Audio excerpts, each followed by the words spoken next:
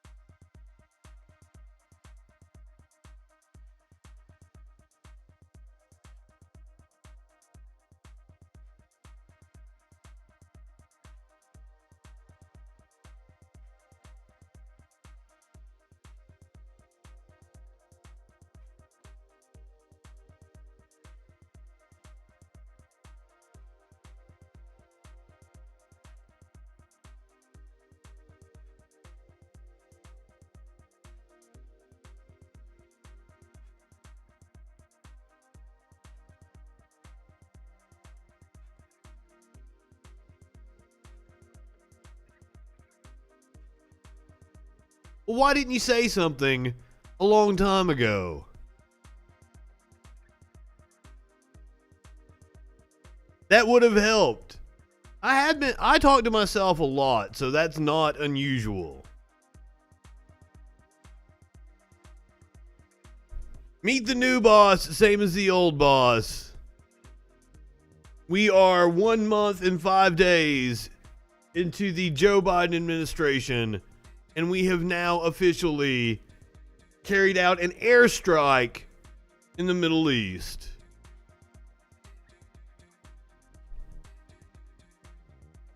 Well, I saw you tell me you loved me. That had nothing to do with my microphone. The United States on Thursday carried out an airstrike in Syria against a structure belonging to what it said were Iran-backed militias. This was an apparent response to rocket attacks against U.S. targets in Iraq last week. While the strike could be the first retaliatory moves by the United States following last week's attacks, the move appeared to be limited in scope, potentially lowering the risk of escalation. A decision to strike only in Syria, not in Iraq, would give the Iraqi government some breathing room as it carries out its own investigation of a February 15th attack that wounded Americans. An official speaking on the condition of anonymity said the strike was approved by President Joe Biden. The Pentagon did not immediately respond for a request for comment. Retaliatory U.S. military strikes have occurred a number of times in the past few years. Rocket attacks against U.S. positions in Iraq were carried out as Washington and Tehran were looking for a way to return to the 2015 nuclear deal abandoned by former U.S. President Donald Trump, who we're going to get to here in just a little bit. In the February 15th attack, rockets hit the U.S. military base housed at Erbil International Airport in the Kurdish-run region, killing one non-American contractor and injuring a number of American contractors and a U.S. service member. Yo! I want to go ahead and apologize to you tonight. We are doing more hard news, but you're going to get a very heavy dose of Bernie Sanders on tonight's show, so I think that makes up for doing a lot of hard news. Go ahead and time him out, Winch. Or handle him as you see fit. I'm sorry, but we do have some... We've got some depressing stories. We're going to have to talk about the NYPD's cop robotic dog. We've got a KFC employee who went off on a homophobic tirade that was caught on camera. We're going to have to talk about some Nazis. I've got the most hilarious tattoo. COVID gave it a whole new meaning. The woman got it pre-COVID. But after COVID hit, the tattoo takes on a whole new meaning. And unfortunately, we're apparently going to have to talk about the genitalia of potatoes.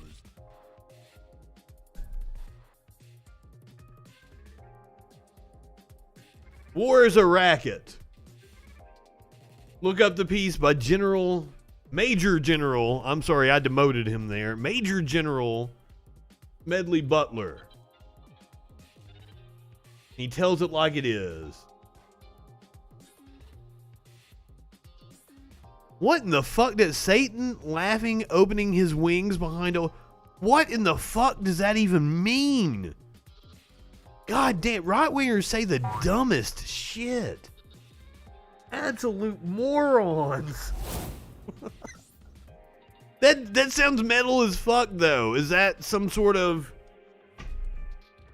album that's getting ready to drop? Like, they've got Joe Biden's face photoshopped? Oh, okay, Sabbath lyrics, okay. That's what I was about to say, it sounded metal. I'm not a Black Sabbath fan, my apologies.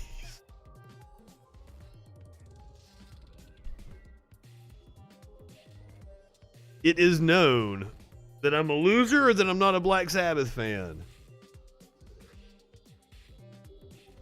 Hell, Satan. I'll give that an amen. Now, the other big story of the day. It turns out this morning, the Manhattan District Attorney actually got his hands on Trump's tax returns. The tax records that former President Donald Trump... We don't need you, CNN. Tax records that former President Donald Trump tried to keep secret for years are now in the hands of the New York District Attorney. Prosecutors obtained the records on Monday, just hours after the U.S. Supreme Court denied Trump's last-ditch effort to keep the records private. Millions of pages of documents They contain Trump's tax returns spanning from January 2011 to August 2019, as well as his financial statements, engagement agreements, documents relating to the preparation and review of tax returns, and work papers and communications related to the tax returns. Though the documents handed off from Trump's longtime accounting firm won't be released to the public because they're subject to grand jury secrecy rules, their delivery caps off an extraordinary 17-month quest by the former president and his lawyers to block investigators from obtaining the records. New York District Attorney Cy Vance is investigating whether Trump and the Trump Organization engaged in tax fraud. They did. Insurance fraud and other schemes to defraud, including potentially providing false information to financial institutions or banks about the value of certain buildings and assets. He's admitted to it.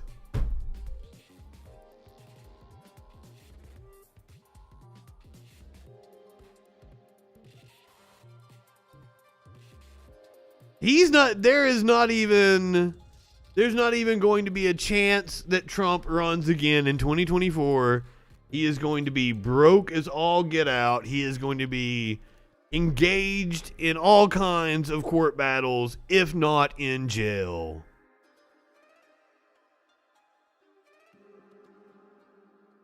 So there is no chance that he will be running for president in 2024.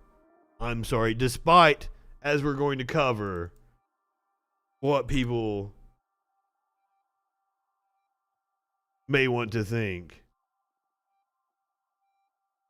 I would have to check the Constitution. I don't think that's true. According to a review of Donald Trump's financial disclosures by the Citizens for Responsibility and Ethics in Washington, Trump reported at least $1.6 billion in revenue from outside sources during his presidency. Trump famously touted donating his $400,000 a year presidential salary back to the government while he was in office. But that was less than 0.1% of the revenue and income that he disclosed for the period of his presidency. A large portion of the former President Trump's organization revenue came from properties that he would often visit during his presidency. It was a scam. It was a scam to funnel public money into his coffers. Mar-a-Lago, the Trump Hotel in D.C., and his golf courses in New Jersey, Florida, and D.C. were responsible for over $620 million in revenue for Trump while he was in office. Holy shit. But Trump wouldn't tell you that. Trump is going to say he's making a comeback starting this Sunday with his speech at CPAC, which we will be carrying. Be sure to tune in for that live. I'm not exactly sure what time. I will follow up and let you know tomorrow. Also, programming note tomorrow, I will be joined by Reverend Scott Williamson, the Salty Pastor. We're going to talk some religion on the show tomorrow night. And that's going to be a whole lot of fun.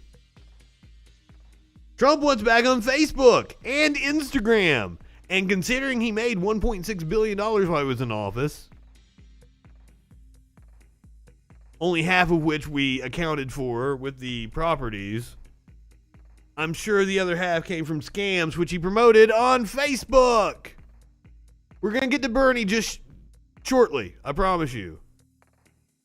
I'll rush through these Trump stories. The Facebook Oversight Board, which will decide whether Donald Trump's indefinite suspension should be lifted, received an appeal on behalf of the former president, arguing for his Facebook and Instagram accounts to be restored. We can confirm that a user statement has been received in the case before the Oversight Board. The board has received about 9,000 comments from the public on the hotly contested question of whether to allow Trump access to his Facebook and Instagram accounts. Of course he wants access because he wants to continue running his grift. 54% of Republican voters would support Trump if he ran for president in 2024. And apparently 2028 as well. Like dumb fucks. Like you enjoy myself. Imagine suing to get your... That's what they want 230 protections lifted for. So they can sue to get their Facebook accounts back. These gigantic crybabies.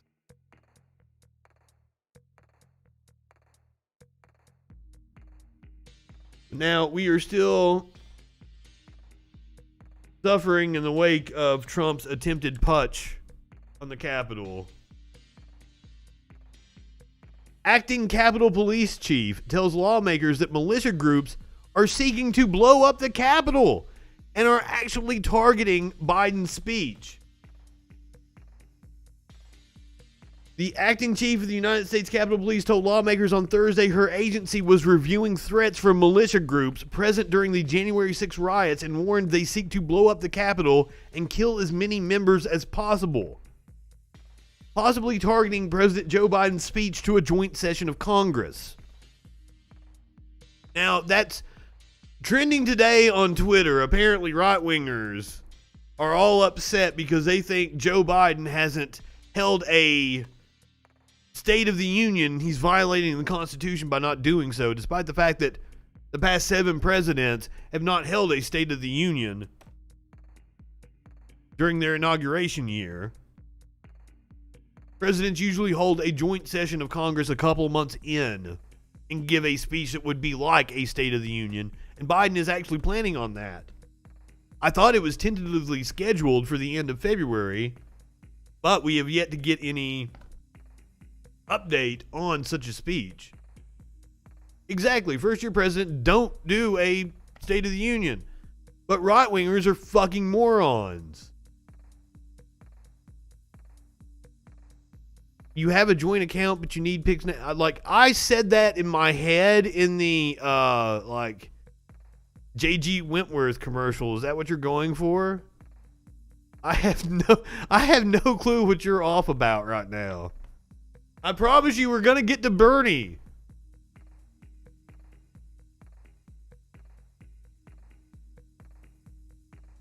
Yes, exactly. And he had announced that he was going to go to Texas like a week or two out.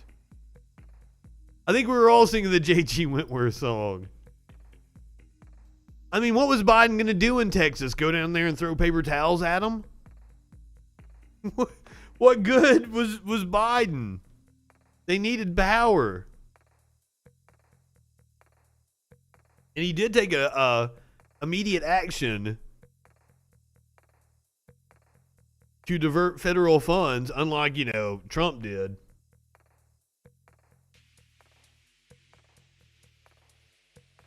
So tomorrow should finally, I posted about it earlier this week on Facebook. Somehow, $2,000 out the door. House Speaker Nancy Pelosi became $1,400. $1.9 trillion. A couple of months down the road, and I don't know how that happened. Maybe Biden could go down to Texas and melt some snowballs with him and show him that it's fake. Can you imagine if Trump was still in office and if he might have gone down there and done that? He would have seen those videos on Twitter and be like, it's fake snow. See?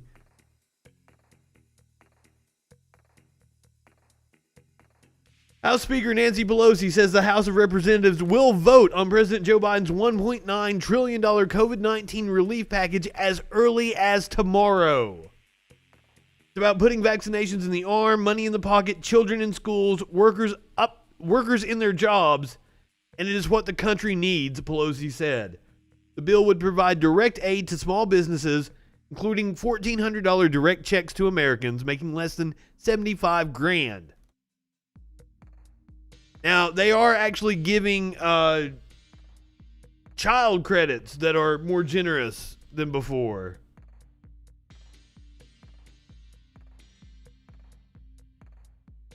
Pelosi says the bill has enough Democratic support to pass before moving on to the Senate, but senators remain split over a provision that would increase the minimum wage to $15 an hour. Of course, Republicans oppose the hike. Now, what everybody has been waiting for. We gotta get a dose of Bernie. Bernie was on Chris Hayes last night talking about the minimum wage. I think you could win a floor vote on it. If you just said up or down. Oh, No, you couldn't.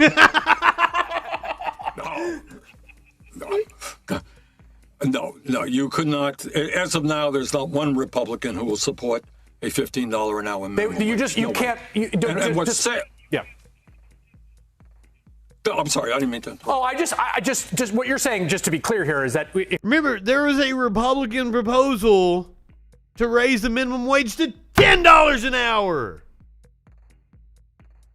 If you were in a filibuster world and you needed 10 Republican votes, you're saying there's not 10 Republican votes to raise the wage. Let me be very clear about this. The only way that we are going to raise the minimum wage is through reconciliation or ending the filibuster.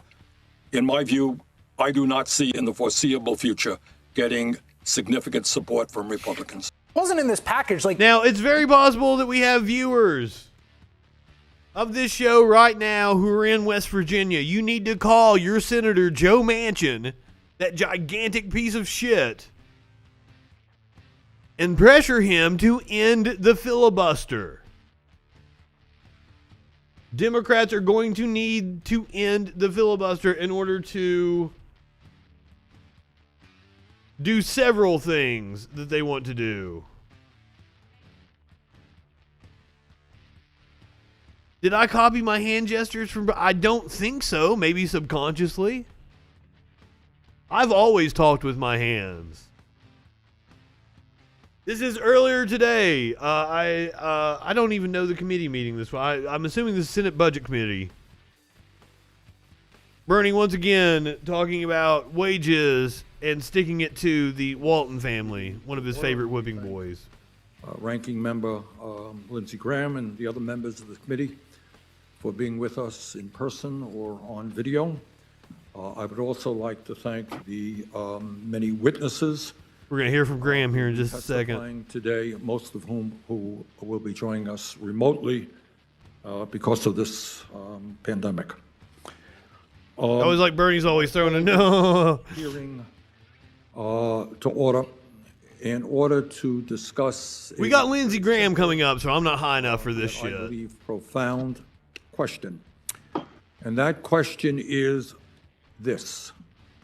Why should the taxpayers of our country, many of whom are struggling economically as a result of the pandemic, be subsidizing the starvation wages being paid at some of the largest and most profitable corporations in America? That's the simple question. Why should working people be subsidizing some of the wealthiest families? It's a very simple question. Corporations in America because of the starvation wages they pay their workers. And let me be very clear. The largest welfare recipient in America. It's Lindsey Graham sparring with Bernie, though. The wealthiest family in America, the Walton family, a family that owns the largest corporation in America, Walmart. This is a family that is worth over $200 billion. It is a family that has become $50 billion wealthier since March of 2020, during the worst public health crisis in over 100 years. This corporation that they own, Walmart, the top 1% gained $1.3 trillion in profit last year alone. Since COVID. Yet, despite this massive family wealth, despite these very high corporate profits, Walmart pays wages so low that tens of thousands of their employees are forced to rely on public assistance in order to survive.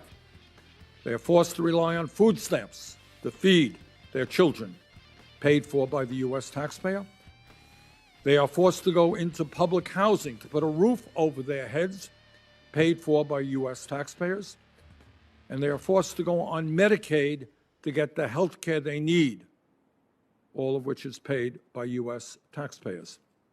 While Costco, Amazon, Target, Raising Best the Buy, minimum and wage other major saves corporations taxpayer money. have all raised their minimum wage in recent years to at least $15 an hour.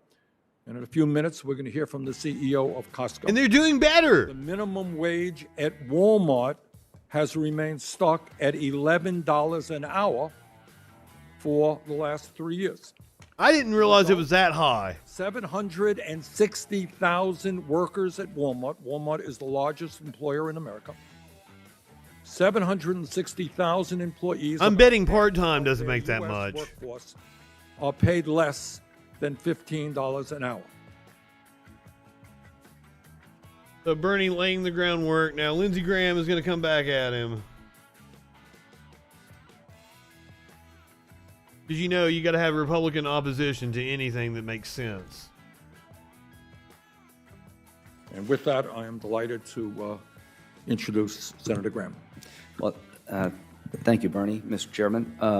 Listen, this committee is going to be a fun place to be, I hope, because we're talking about things that matter. And, you know, the budget can be a very dry topic, but the budget is basically a process of where we take money from people, businesses, corporations, individuals, and we decide what to do with that money. Then we decide what tax rates to set for the country and what deductions to give. We're trying to set policy up here, taking other people's money to make sure the economy Amazon, will grow and everybody in America Raytheon, can have a shot at the American dream. ExxonMobil, The chairman rightly talked about small businesses and the effect his Boeing may have on them. I want to spend a little bit more time in that. I worked, my family owned the Sanitary Cafe in Central South Carolina. My mom Boeing, ran which the keeps restaurant going inside the bankrupt and bar. My getting dad ran the taxpayer liquor store on the other bailouts. side of the panel, and downstairs was a 3-table pool room. When I got old enough, I ran that. We hired 1 or 2 people, depending on how business was. Maintaining By the no status means quo. rich, but, owning your own business 8.7 has a certain trillion. pleasure God to it. damn. And one thing I remember, Mr. Chairman, is that you can't get sick. If you actually own a small business and you don't open up, you don't get paid. I've seen my mom and dad go to work dog sick because if they didn't open up, they didn't get paid. And every time there was a cost of doing business, it had to be absorbed. And there's only so much you can pass on to the customer. Inflation is going to be an increasing problem in this country. So I want the American people to understand that there's a consequence to spending all this money. There's a consequence to flooding the zone with money. And when you start imposing cost into the economy, it will eventually be passed on to you because people are in business to make a profit. Now, Walmart. The theory of the case that the chairman espouses is that the Like Lindsey Graham is not picking up on the fact that, you know, these companies are costing taxpayer money. So they're profiting off of the fact that the government is subsidizing their workforce. They're not sharing the profits. So raising the minimum wage is a way to force them to give some of that money that they are hoarding back to their workers that deserve it. Now, I don't think raising the minimum wage I think it's a good idea. I think that's not the only route you need to go. I think you need to lower the work week. I think overtime should be paid on the day instead of the week. There are ways we can structure things in order to make labor more scarce. And that drives up the cost.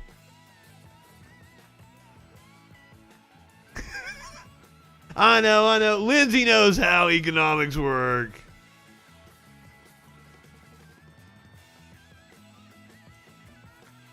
We need regulations on the cost of living. You are correct, but one of the ways you do that is by some services shouldn't be privatized. Electricity should be ran by the government as a not-for-profit. Healthcare should be ran by the government as a not-for-profit. Internet, not-for-profit. Right-wingers are fucking morons. That's my position. I am definitely not a liberal, though. Don't call me that. Holy shit. There shouldn't be companies that's whole business model is to just own shit. I'm not a communist. I'm for a mixed economy. But there has to be regulation. There has to be fucking rules to play by. Capitalism. No, you can't just come into my chat and start throwing out articles. What the fuck? If you would like to debate something, you can call in 917-830-4359. Or you can hit up the Discord. And you can tell me all about what you want to talk about. Believe me, I don't cut anybody off. We had a guy ramble on about Bigfoot for 30 minutes last night. I'm exaggerating. That was hyperbolic. It was about 15. Bigfoot and how World War I didn't happen.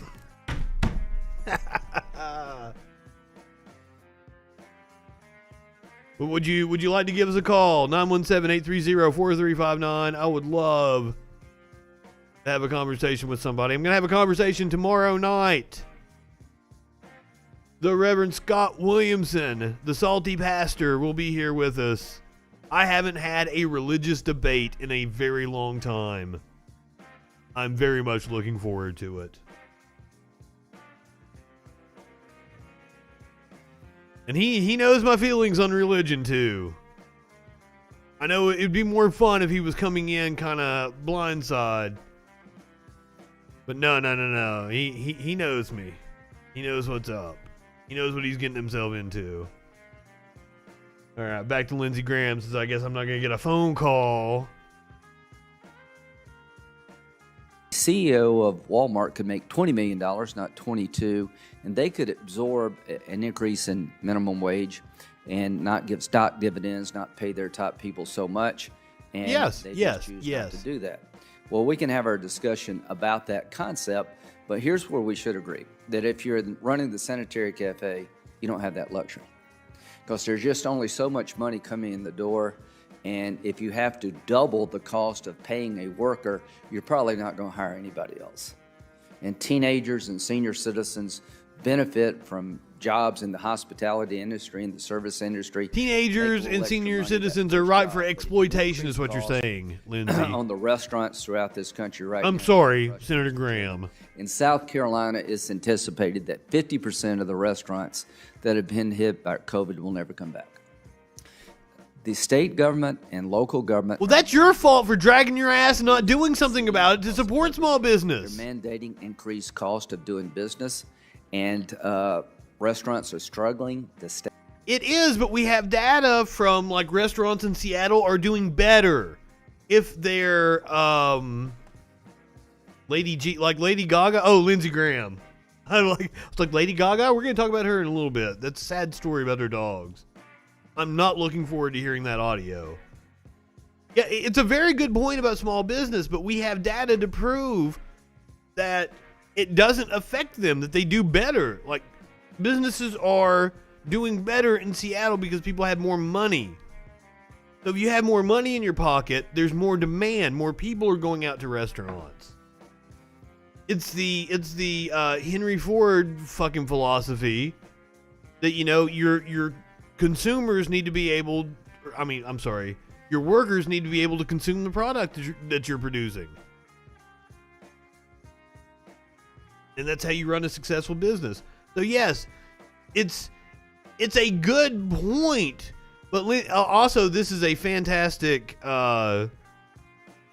freeze frame of Graham's face.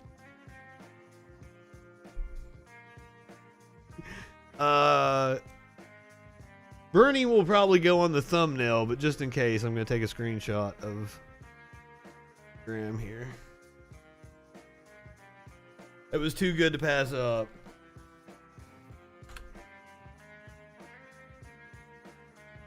Stay alive. The PPP loans have been helpful, but they're not going to be around forever. And the bottom line, Mr. Chairman, is if we impose a new mandate on the expense side, combined with mandates to reduce revenue, we're going to crush these people. You have been championing this idea. And I mean, do you really think that Lindsey Graham during the COVID the last thing gives a shit about small businesses? Doubling the cost of doing businesses for small businesses. Do you agree of having kids to read children-themed LGBT gay books? I don't know what an LGBT gay book is. That sounds stupid.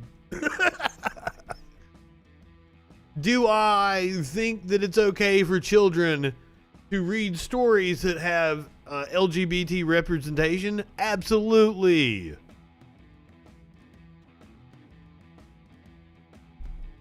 You've got to love stupid ass right wingers coming in asking loaded questions. I'll shut that shit down. Would you like to give us a call? 917-830-4359. Or you can hop in the Discord. The link is in the comments. Or in the description. Whatever the fuck. He made a video about Cartoon Network again. Who did? Ben Shapiro? What are they attacking Cartoon Network for? What did they do this time? Libtards. Goddamn, right-wingers are fucking morons. Come in here and call me libtard. Grims, give us a call. 917-830-4359. Hop in the Discord. I will totally let you talk. Anyone in the comments will tell you I let people go all day long. I will not cut you off.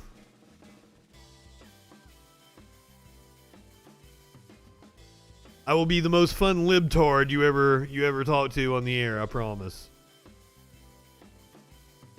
Would you like to give us a call? Hop in the Discord. Are you just going to make a fool of yourself in the comments? Because if so, we're going to move on to John Thune talking about the minimum wage. Because it's amazing how much the Republicans fight against minimum wage increases. Here is the video, Thune telling his personal story.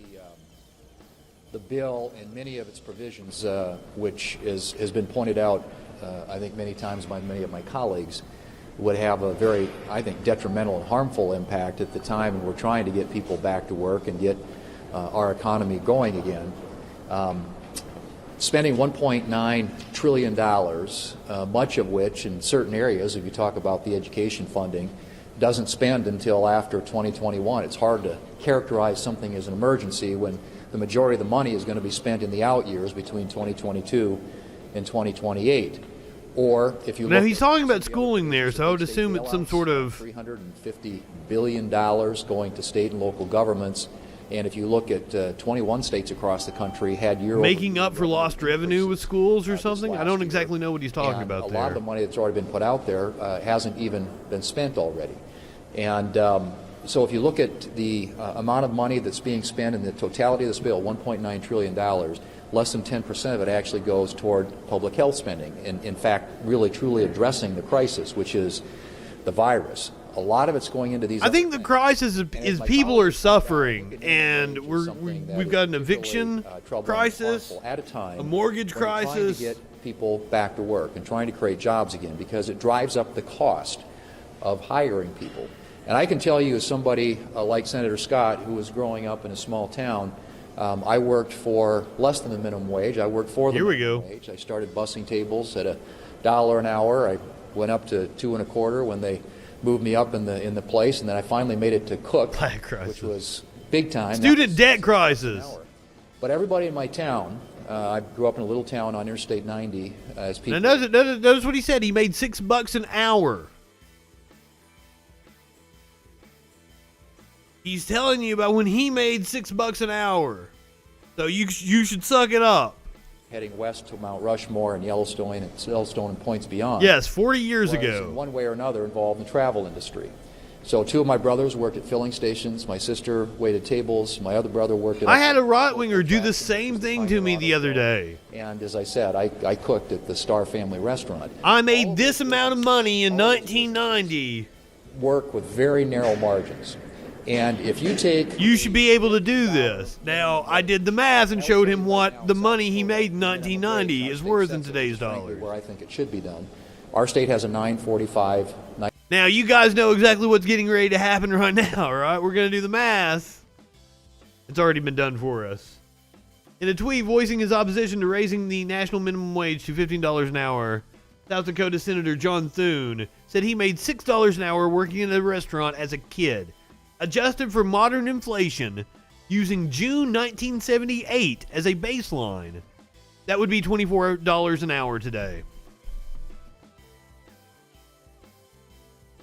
That's what the conservative I had the argument with the other day was telling me about what he made in 1990. What he made at minimum wage in 1990 while he was going to college was more than a company was willing to pay me with 15 years experience and 2 degrees. Just a few years ago. I asked for like $13.50, which was the living wage in the state that I'm living in. And the TV station I was working for laughed at me. Now, I do fine for myself because, like, the reason I left the TV station was because I do contract work for a whole bunch of other shit. The TV station never paid my bills. It gave me insurance. But because I couldn't get my fake front tooth fixed, I went ahead and left that TV station. Because what's the point of insurance if you got to pay the deductible, the premiums, and everything, and it's still like 13 fucking grand to have the work you need done? Holy shit. Now, I know I say it every time she pops up on video. My woman crush, Rashida Tlaib. The House passed the what's the name of the Equality Act? I forget the exact name of the legislation. Hold on. Equality Act. Okay, that's what it's called. Insurance is a scam. That is correct. So the House passed the Equality Act. We're going to talk about bigots and their reaction to the House passing the Equality Act here in just a second. But first, let's hear from Representative Rashida Tlaib. The distinguished gentlelady from Michigan, Ms. Tlaib. Is recognized. Today is a great day. Today we send a clear message to every LGBT that you belong here, that you are loved for who you are, and that we won't stop fighting until your experience is true equity and equality. We are experiencing a crisis of violence against our LGBTQ neighbors, especially people of color and our transgender communities. Today's passage is for Treasurer Hillard, for Paris Cameron, for every LGBTQ person taken too soon by hate. When 1 in 5 transgender He did indeed bomb Syria tonight. We talked about that at the opening of the show. Half the home ownership rate of cisgender people, we have a structural problem. By outlawing discrimination in housing, employment, education, and public accommodations, we send a powerful message to the bigots, including those here in Congress, that their time is over. Listen very closely and remember these words. We are winning. We will continue winning. Our will is unbreakable. Our love is so much stronger than your sad, pathetic hate. Notice she said, including here in Congress. I wonder who she might have been taking aim at. Could it be everybody's favorite Republican freshman representative, Marjorie Taylor Greene, who had a little stunt today in reaction to the passage of the bill? Because isn't she so cool?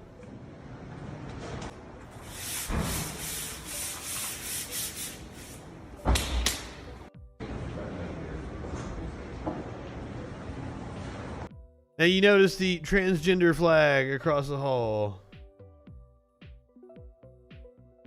Marie Newman said our neighbor Marjorie Taylor Greene tried to block the Equality Act because she believes prohibiting discrimination against trans Americans is disgusting, immoral, and evil.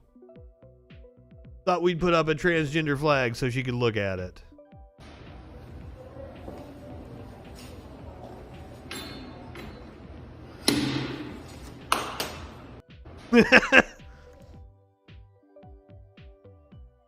What petty shit.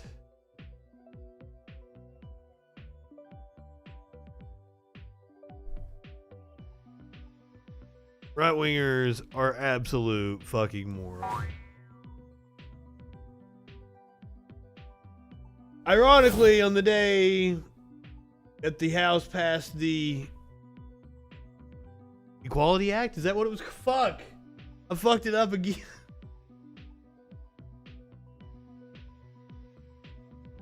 Equality Act. Yes, I got it right. Shit. On the day that the House passed the Equality Act, of course, we have Rand Paul being a bigot in the Senate. Genital mutilation has been nearly universally condemned. Genital mutilation has been condemned by the WHO, the United Nations Children's Fund, the United Nations Population Fund. According to the WHO, genital mutilation is recognized internationally as a violation of human rights. Genital mutilation. This is Rachel Levin's confirmation hearing in front of the Senate. Carried out on minors and is a violation of the rights of children. Most genital mutilation is not typically performed by force. She has been nominated for deputy social convention, social norm, the social pressure to conform, Secretary of Health, to do what others do and have been doing, as well as the need to be accepted socially and the fear of being rejected by the community. American culture is now. I hope you're not getting fisted while you take your kid to gymnastics class. Development of their secondary sexual characteristics. That would be awkward. You have supported both allowing minors have yourself a fantastic evening to prevent them from going through puberty, as well as surgical destruction of a minor's genitalia. Like surgical mutilation, hormonal interruption of puberty can permanently alter and prevent secondary sexual characteristics. The American College of Pediatricians reports that 80 to 95% of prepubertal children with gender dysphoria will experience resolution by. Remember, this is a confirmation hearing. And he wanted to bring up trans issues just because she happens to be trans. By late adolescence, if not exposed to medical intervention and social affirmation. Dr. Levine, do you believe that minors are capable of making such a life-changing decision as changing one's sex? Well, Senator, thank you for your interest in this question. Transgender medicine is a very complex and nuanced field with robust research and standards of care that have been developed. And if I am fortunate enough to be confirmed as the Assistant Secretary of Health, I would look forward to working. I'm sorry, Assistant Secretary. I called her Deputy Secretary. To your office and discussing the particulars of the standards of care for transgender medicine. The specific question was about minors. Let's be a little more specific since you evaded the question. Do you support the government intervening to override the parents' consent Rand Paul is a to give a child puberty blockers, cross-sex hormones, and/or amputation surgery of breasts and genitalia?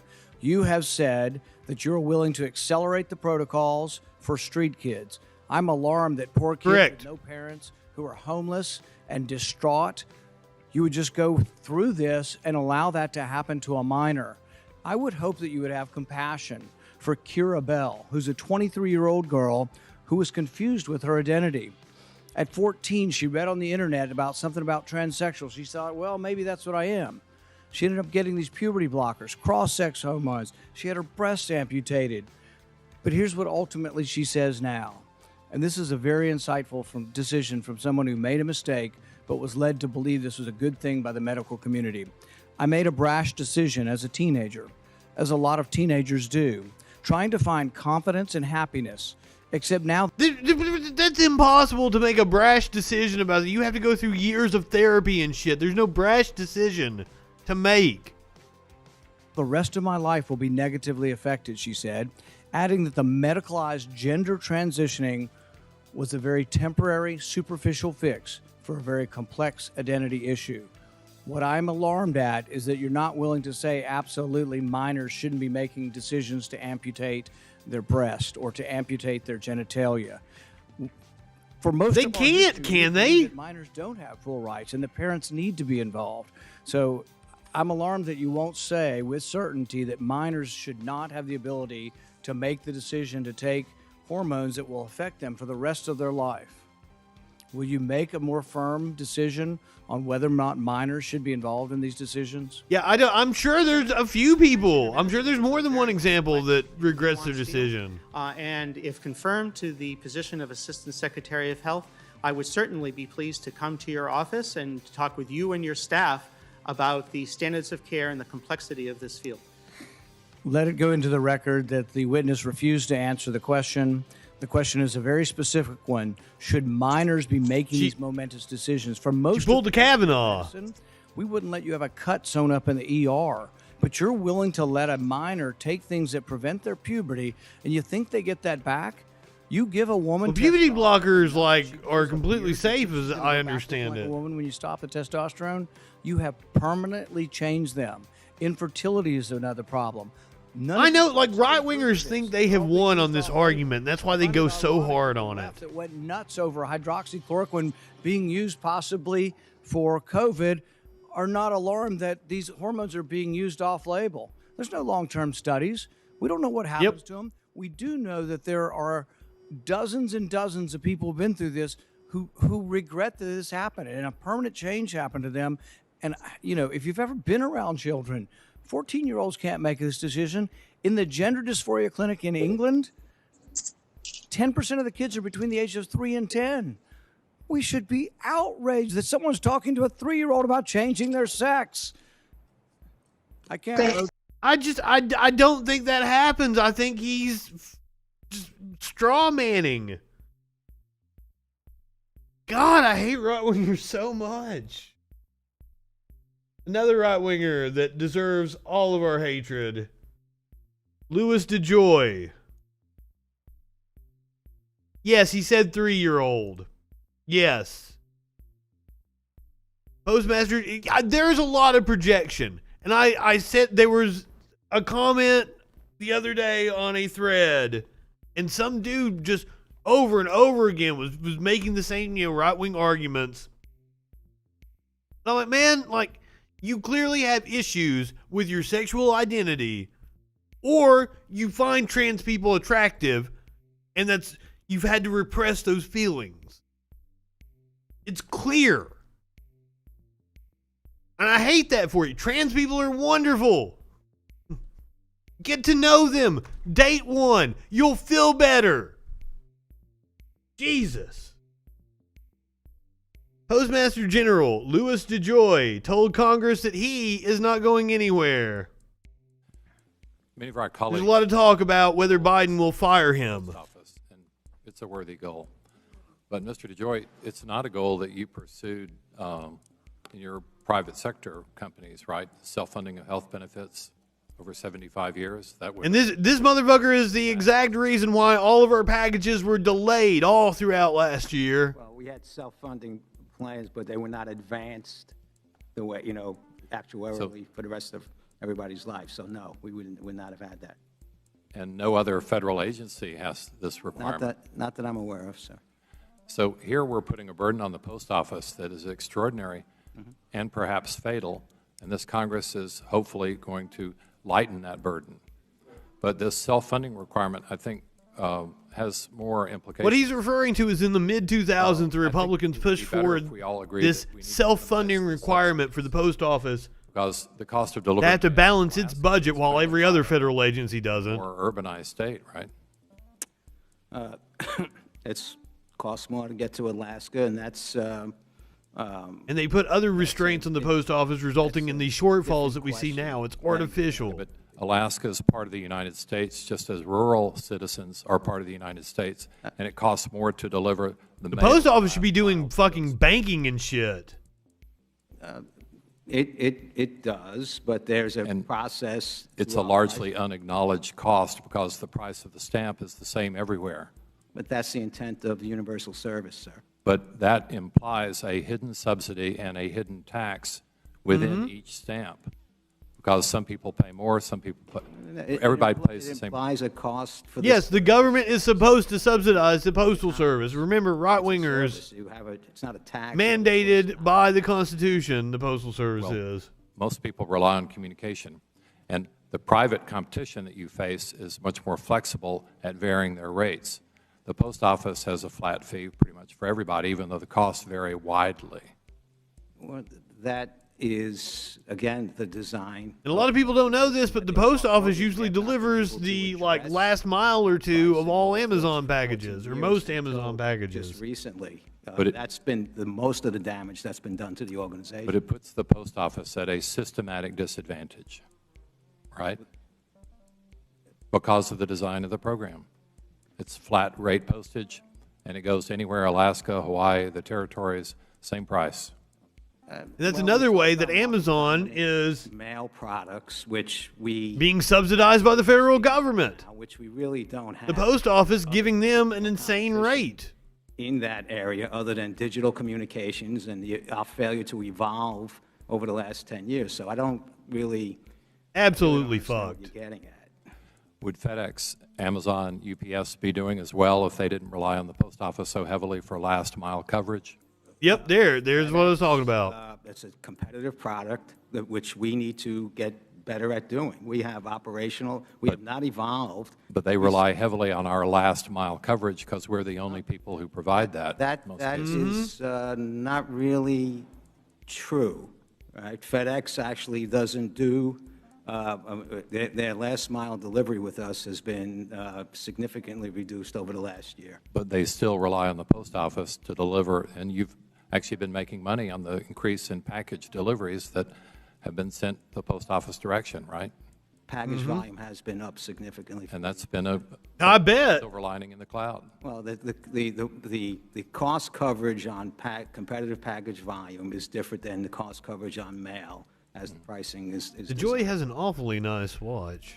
And sir, it's important that we recognize the difference in what it is you're identifying here: package delivery versus mail delivery, going to every address versus going to where we can price competitively, because that is a big part of the problem that we're attempting to solve with our new plan. I think Mr. Diamonstein mentioned that the $45 billion that's been saved up for health benefits for employees, now it's only invested in low-yield Treasury bonds.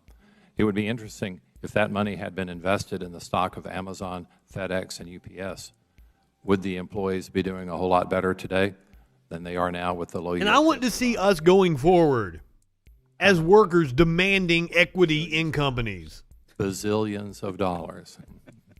So again, we're all familiar with the investment strategy of federal government's and Social Security investment strategy, that's been long debated. Is you give up risk, for a price. I mean, that's a whole other discussion that you all have had for years.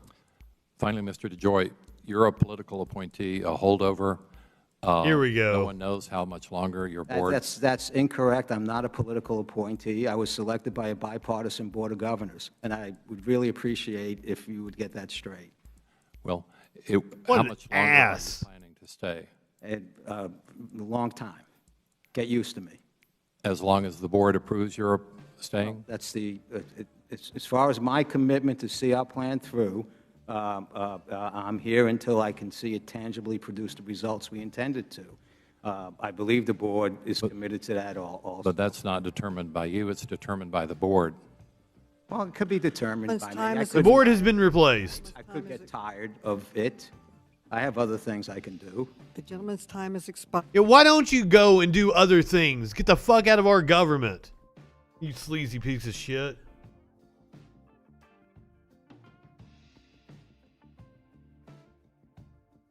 So, major breaking news earlier today. I'm not real up on this story. A former NASA associate died by suicide after being charged with sex trafficking. Apparently, he was charged earlier today during a press conference. A former associate of Larry Nassar, the infamous gymnastics doctor convicted of sexually abusing young girls and accused of molesting 100 more, died from suicide on Thursday, just hours after he was charged with more than a dozen counts of human trafficking and sexual assault. My office has been notified that the body of John Geddert was found late this afternoon after taking his own life. This is according to Michigan Attorney General Dana Nessel. This is a tragic end to a tragic story for everyone involved. I mix feelings. Like he should have faced justice. It's the coward's way out, the easy way out. Obviously, you can look at it like he saved the state money, time, and hassle. You know, there's arguments for both ways here. Because, like, it seriously is the easy way out. Going and suffering in a jail cell would have been more punishment. What is justice?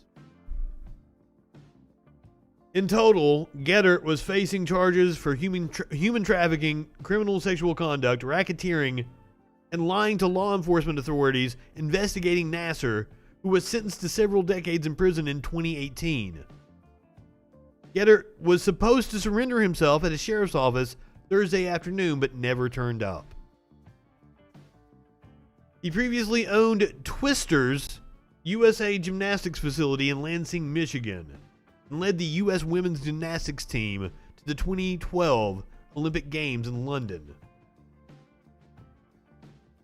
The allegations focus around multiple acts of verbal, physical, and sexual abuse perpetrated by the defendant against multiple victims.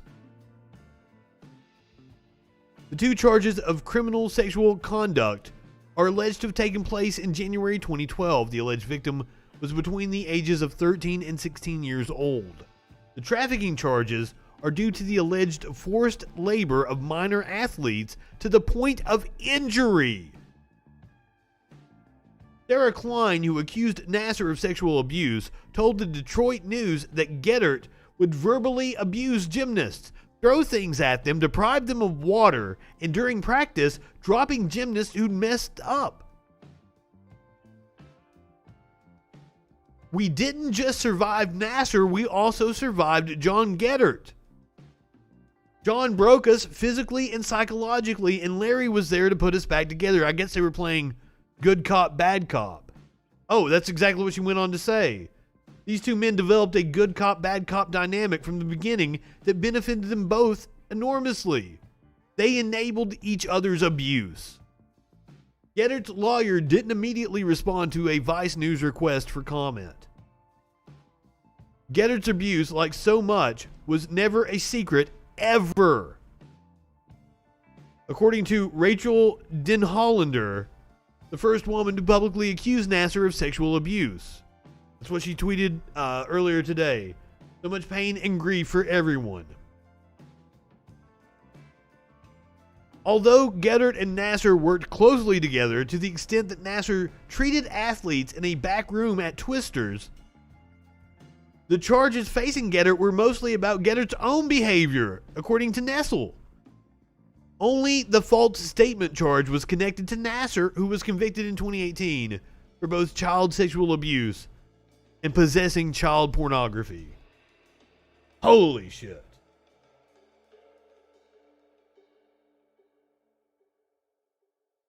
Wild story out of Chicago. The Cook County Sheriff fields complaint about couple having sex during a court video conference. Now, I did my best to find some screenshots or some video. I couldn't, but apparently they are somewhere on the internet. Screenshots and video of two people apparently having sex during a video conference Cook County court hearing quickly circulated online this week, prompting concern and amusement in courthouse circles. The same account later posted a notice it received about the post being removed for explicit content, complaining, "Come on, the Maywood court allowed it."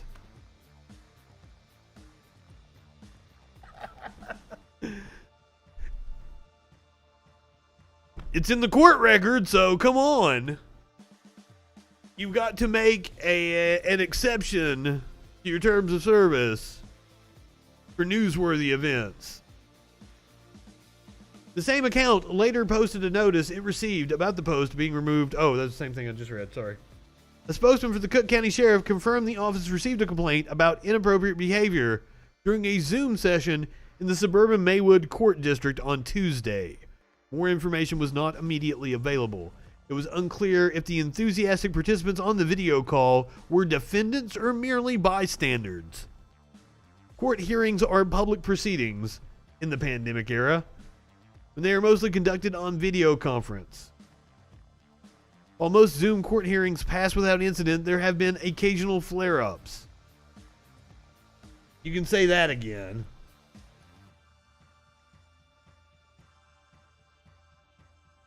Now, cops in New York City have unveiled their newest toy, because that's exactly what the cops need, is new toys.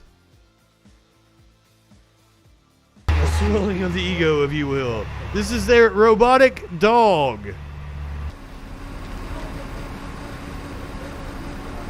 ACAB means this thing too. I love dogs. That thing is creepy.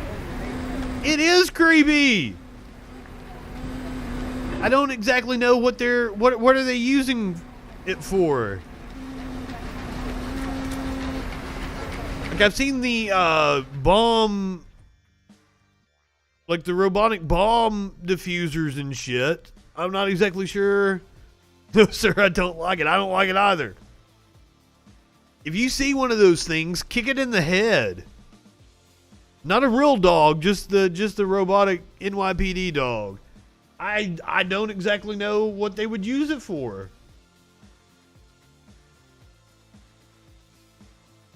Unfortunately, we have another shitty dog story that we've got to cover. This one has torn me up, and I don't know if I'm going to be able to make it through the audio. Dramatic police scanner audio reveals the moments cops responded to Lady Gaga's dog walker after he was shot and robbed of her two beloved French bulldogs in West Hollywood last night. So the dog walker, identified by TMZ as Ryan Fisher, was 30 years old, was shot by an unknown assailant in a white vehicle as Fisher was out for a stroll with Gaga's dogs, Gustavo, Koji, and Miss Asia. The suspect made off with two of the dogs. The Daily Mail reported Fisher was shot 4 times in the chest, but the LAPD was unable to confirm the number of shots fired. Nor were they able to confirm the victim's condition. All right, so this is the audio from the 911 call. A shooting just occurred, 1547 North Sierra Bonita Avenue, 1547 North Sierra Bonita Avenue. Pair heard one gunshot and a female screaming. It's code 3, incident 5396-9642. 699, you can disregard the 415 man. I'll reassign 66831. I'll put the shooting calls in your stack. On the shooting, 5390-4643. Are they an expensive breed? 1524 South Sierra Bonita, 1524 South Sierra Bonita. Suspect last seen heading towards Hollywood Boulevard in a white Nissan 4-door. One victim down, code 3, incident 540-737-64. You don't steal somebody's family, though. Dogs are family. In the street of 1521 North Sierra Bonita, 1521 Sierra Bonita. Heard only one Vic down. Code 3, incident 5400-8642. Shooting call. Hollywood unit down, one shooting. So are you telling me this was probably like, they're in a bougie area. They were probably actually casing the area for expensive dog breeds? God damn. Wow. Now, Lady Gaga has offered 50 grand, 55 grand, something like that. No questions asked, just the return of her dogs. Apparently she is very tore up about it. I would be. Yeah, my cats stay the fuck inside. I couldn't imagine something happening to one of them. Smokey goes out on his harness every now and again. Just occurred, Sierra Bonita and Sunset, Sierra Bonita and Sunset. Possible suspect vehicle is a white Mercedes. Code 3, incident 5412, RD 642. Ground incident 4791. Hollywood Unit 10, blend shooting just occurred, Sierra Bonita and Sunset, Sierra Bonita and Sunset. Possible suspect vehicle is a white Mercedes. Code 3, incident 5412, RD Someone in a Mercedes! 4791. Unit ambulance shooting 1521. Sierra Bonita, 1521, Sierra Bonita, one male down. Code 3, incident 5405, RD 642. Unit shooting just occurred, Sierra Bonita and Hawthorne, Sierra Bonita and Hawthorne, code 3, 5413, RD 642. Tending to the victim, additional incident 5388. And advise sheriff that the vehicle, Yeah, apparently Gaga was out of the country at the time. She's in France or something? Oh, it's so cute. I hope Fisher recovers. No way. I didn't know this dog theft was such an issue. So this is Ryan Fisher. I hope he recovers. He's probably a good friend of Gaga's. It seems like her crew was like her closest. She offered $500,000. A distraught Gaga, who is currently in Italy, I got that wrong, I said France, is offering $500,000 reward for the return of her two pups, no questions asked. I'm sure she loves those dogs. God. I hate that for her. I'm a huge Gaga fan. You have to be absolute scum to do something like that. To steal someone's dogs. So, video of a KFC employee going on a homophobic rant in the drive-thru. No video. This ain't the first time I've been on video. You just cussed at me and you're working. Why? Why are you fucking queer? Why? All right, fat What Joe. did you say? What the You fuck? fucking queer. Why? Oh, hell shit. no. Oh, hell no. Let's, Why can't you move? So you just called me a You just I called called someone you a fucking queer. You're a fat ass, bitch. Okay. We're really gay. That's the thing, though. You can't do that. So I don't give a fuck. You can't do that. I don't give a fuck You if can't y'all are do gay that. or not. This You can't motherfucker do look that. queer, so you need to get the fuck out of here. You're gonna lose your job. I hope you know that. I don't give a fuck. I have this on video and corporate's gonna see it. You just hate it. I hope you don't give a fuck, because you about to lose your job. Facebook, all over. You are about to lose your job.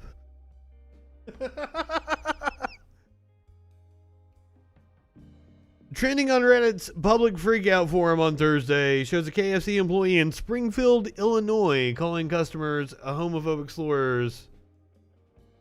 The video begins after an altercation has already started and both parties are agitated. However, the queer-bashing KFC employee is just getting started. So a manager arrives and removes the employee from the drive-thru window, and the video ends just as it wraps up. The driver dials and calls 911.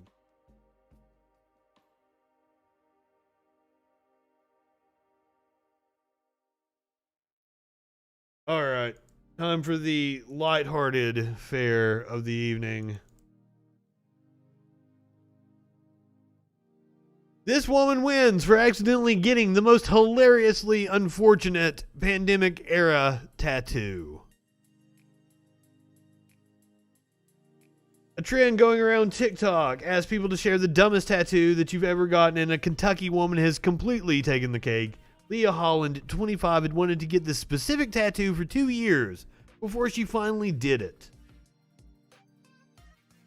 We were just talking about things that we really admire about the other person, and he said, "You courageously and radically refuse to wear a mask." She said she's the type of person who thinks it's pointless to pretend you're something you're not. So she liked the quote enough to get it tattooed. She got it done on March 4th, 2020. 2 days later, Kentucky announced its first case of COVID-19. Courageously and radically refused to wear a mask. Ben Martin, maskless Moses, would love this tattoo. At first it seemed okay, then things got weird.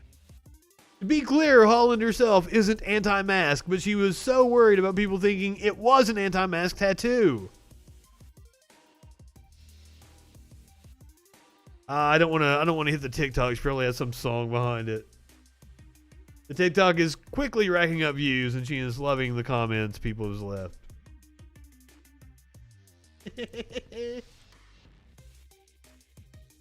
The newest right-wing outrage, of course, is over the genitalia belonging to a potato. People all over Facebook and Parler are losing their minds over the genitalia of a fucking potato. Mr. Potato Head is no longer a Mr. Hasbro, the company that makes the potato-shaped plastic toy, is giving the Spud a gender-neutral new name, Potato Head. And no, we don't mean Dan Bonondi. Yes, I saw producer Dave's meme that he shared out. 1 potato, 2 potato, 3 potato, Dan. The change will appear on boxes this year. On Thursday afternoon, Hasbro confirmed in a tweet that Mr. and Mrs. Potato Head will remain as such and aren't going anywhere. All right, so there's still going to be Mr. and Mrs. Potato Head. And they're just doing a gender neutral, which it doesn't make sense to me that you would have a gender on a potato to begin with. Why couldn't you just have a box that has lips and regular, like, you know, painted lips and regular mouths and guy hair and female hair? Why don't you just have a fucking potato that you can do anything in the world with? My day is going great other than having to listen to dumb fuck right-wingers get outraged about things like the genitalia of a potato. Exactly, potatoes don't have gender. Though I did see somebody in the comments technically say they're actually both genders, like they're asexual and they produce. They are both genders, technically. The company announced that the box sets that don't present a normative family structure will also be available for purchase. So it's just adding. They're just adding. I just said potatoes have both genders. Barbie has shed its blonde image and now comes in multiple skin tones and body shapes. Thomas the Tank Engine added more girl characters. An American Girl is now selling a boy doll. Hasbro said Mr. Potato Head, which has been around for about 70 years, needed a modern makeover. In 1952, Hasbro launched Mr. Potato Head, and in 1953, launched Mrs. Potato Head. I'm saying that the idea that there is a set number of genders is a false dichotomy. We did indeed talk about the equity bill, and I played video of my wafu, Rashida Tlaib. We also played video of Marjorie Taylor Greene putting up a very bigoted sign next to her office. All kinds of cool potato. I don't understand why it was gendered to begin with. Also, like, as far as I know, I've played with a Mr. Potato Head before. There is no vagina. There is no dick on the potatoes. And I don't understand. And like, I can't get over the fact that right-wingers are so upset by this. And trying to explain it to them like, you're the one that's triggered. You know that, right? They're like, everybody's all offended by everything nowadays. I'm like, you're the one that's offended. And I thought they were doing away with Mr. Potato Head because that's the way all the articles made it sound. But no, they're not even doing away with Mr. Potato Head. They're just adding a gender-neutral potato. I can't believe they didn't have to begin with. I can't believe you don't get both sets. It doesn't make sense. It is another marketing thing. Because companies are always needing to come out with new products. They've got to entice you to buy their fucking useless shit somehow. So they've got to come out with new shit.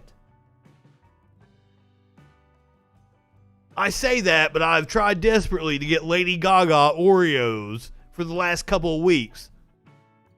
I don't know if they're just that popular and I can't order them, or if it's because I live in Alabama and they didn't send any of the Lady Gaga Oreos to fucking Alabama. I guess both are plausible. Also, for the second day in a row, I came this close to getting a PS5. It was in my cart from Target this morning, but I didn't know the CV on my debit card because I got some fraud a couple months ago and had to get a new debit card sent to me. So I didn't know the CV and had to run in here and grab my wallet, and it was out of stock by the time I put the CV in. The shoes determine Potato's gender. Learn something new every goddamn day. Alright, let's bring this on home. You know how much I love pet stories, and like this is a pet story that has a happy ending.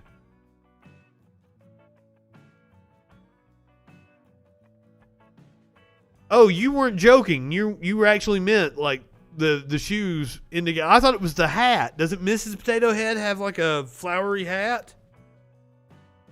Mr. Potato Head has like a bolo or one of those.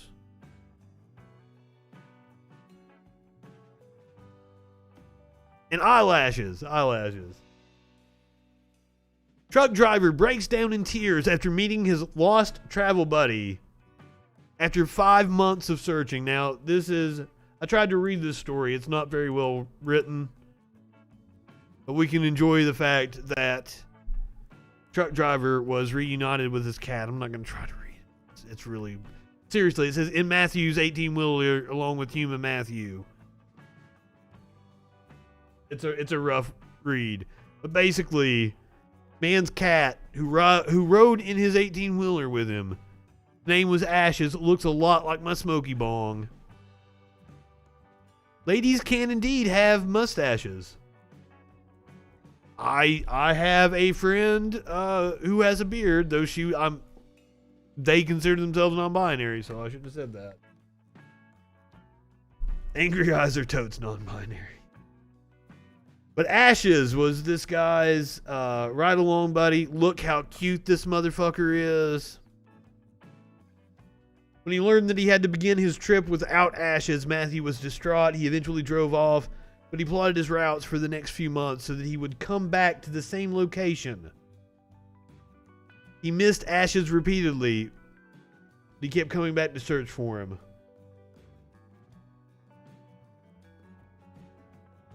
For months, Ashes was a stray. Lady by the name of Kimberly spotted a scrawny-looking cat in the bushes, cold and starving. Kimberly gave the cat the name Smokey. It's a very common name among gray cats. Took him to Lollipop Farm Animal Rescue in Newport, New York. Smokey was scanned for a microchip at Lollipop Farm, and they found that he wasn't Smokey after all. He was Ashes. 5 months after his disappearance, Matthew was reunited with Ashes. He looks incredibly happy. Ashes looks kind of annoyed because it's a cat. Of course he's kind of annoyed. Aww. Bill. I didn't name my gray cat. I probably would have came up with something far more original than Smokey. But I'm not going to hold it against him. I do love my kitty very much. I'm going to send you guys over to Rock Guy Tony tonight. Enjoy that. We're going to have a lot of fun. So if you're watching on Twitch,